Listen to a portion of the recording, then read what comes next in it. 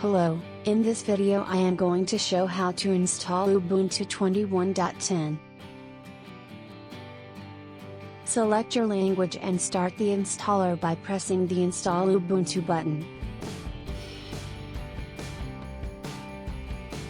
Set your keyboard layout and press Continue.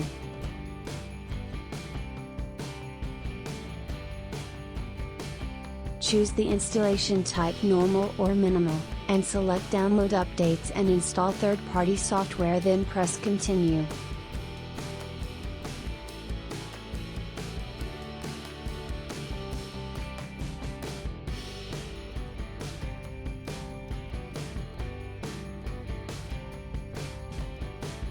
Choose if you want to automatically partition the disk or assign manually the mount points. Press Install Now to continue. Confirm that you want to write the changes to the disk.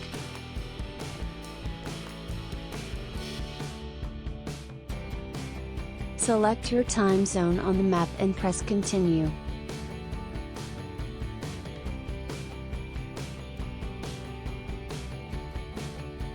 Create a user, set your host name and press Continue.